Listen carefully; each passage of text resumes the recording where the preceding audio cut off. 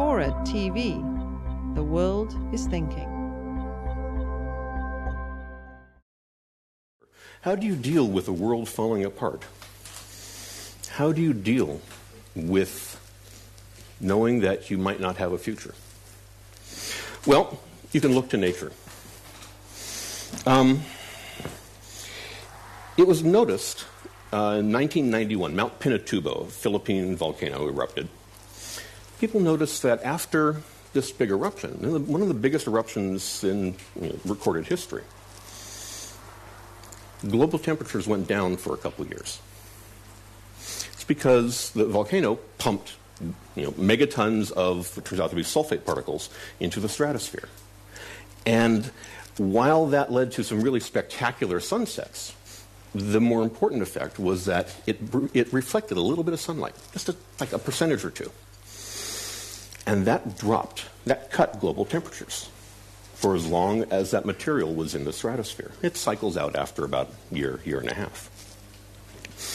And people start thinking, well, actually, is that something that we can do to deal with global warming? Could we cut temperatures, control temperatures, by putting crap into the stratosphere? Well, it turns out that's one of a number of ideas people have had for getting in and manipulating climate systems, getting your hands dirty, getting in there and changing the world in ways that are really complex and very difficult. Things like brightening cloud brightening and carbon capture, and all, but primarily the stratospheric sulfate injection is the one that people talk about. There are people working on that. Now, to be really clear, the technical and scientific challenges with this are profound. You can talk about it as being, people are doing this, people are talking or writing about it. There's a lot of science still left to do.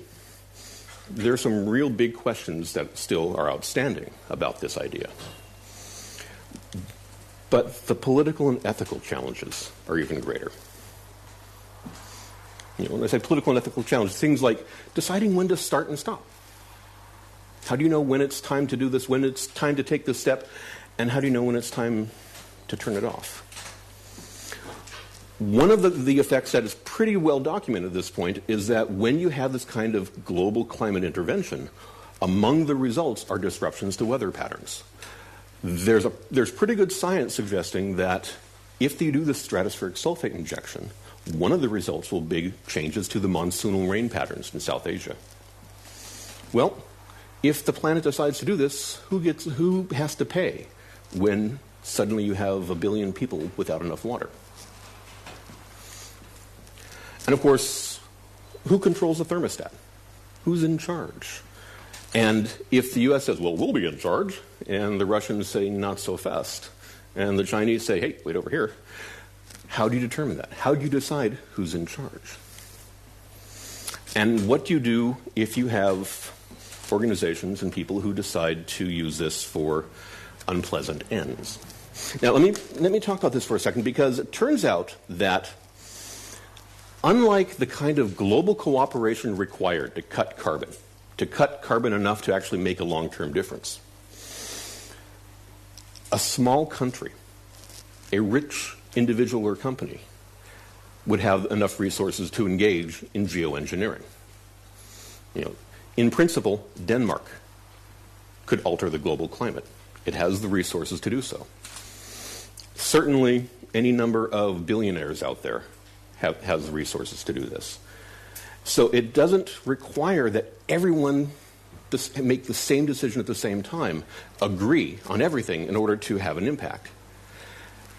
An individual company, an individual country could get in there and make this kind of massive change with other people saying, hey, wait, stop, don't do that.